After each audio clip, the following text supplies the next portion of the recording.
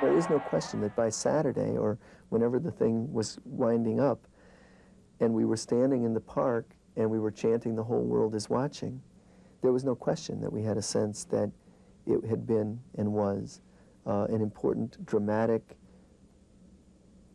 description, a dramatic representation of two Americas. I went from somebody who did community organizing to someone who felt that the only way I was going to be able to affect any kind of social change was to affect the political process and be a part of the political process.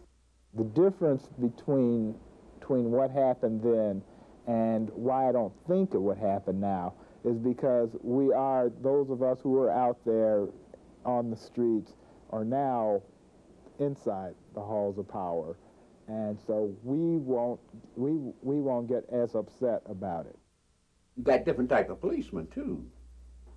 You got the policemen of 20 and 30 years ago was more authoritarian. Policemen today are much more, policemen are old-time policemen that tell you, you do it and you do it now, you go to jail. Policemen today were a little different. I've seen changes, certainly in the Chicago police force in the last 20 years. I mean, they're much more professional. They're much more tuned in to, you know, to human beings, to needs, to differences. You know, they're much more tolerant. You look at the makeup of the police force today, it's much more what it should be. You know, there are more minorities on the police force. So I think you got a totally different breed of policemen today, much more professional. How do they feel to be over 30? Because that was their hue and cry. Don't trust anyone over 30. As I said, they're all over 30 now. They're all part of the system. They work within the system. And they're all doing well, from what I understand. The only thing that's changed is the demonstrators. Jerry Rubin's a financial analyst. Hayden's a senator, a state senator in California. And, you know, these people are all blended into the mainstream now. And it didn't take them long at all. And that's my one aggravation from it. There, you know, all this righteous protest, and it was more of a college, for them, I believe, it was more of a college prank, something to do. I remember having one time on an airplane, and I was sitting back in coach because I was going in behalf of a client someplace, and Jerry Rubin was in first class, and we had an amusing discussion as he was getting off the airplane, and I was teasing him about turning into a capitalist, and he told me that he had, and that he said, "You know, we did what you charged me with. They charged us with, didn't you, Tom?" And I said, "Of course I knew. You're not telling me anything I didn't know." It had no lasting impact on the city as far as its economy, as far as its social or cultural progress.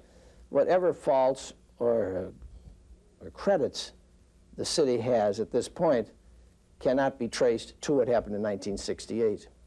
Whatever has gone wrong in Chicago since, whether it has to do with the schools, whether it has to do with housing, whether it has to do with the economy, no matter what aspect of Chicago you want to talk about, it had absolutely nothing to do with the convention.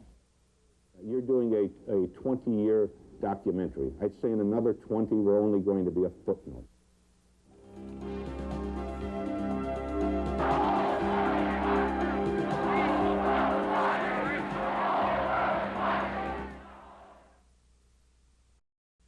One final thought.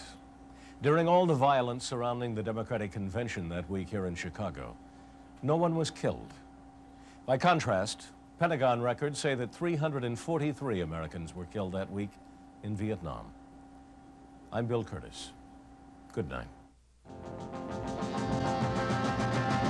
Shapes of things before my eyes just teach me to despise. Will time make man more wise? Here, within my lonely frame, my eyes just hurt my brain, but will it seem the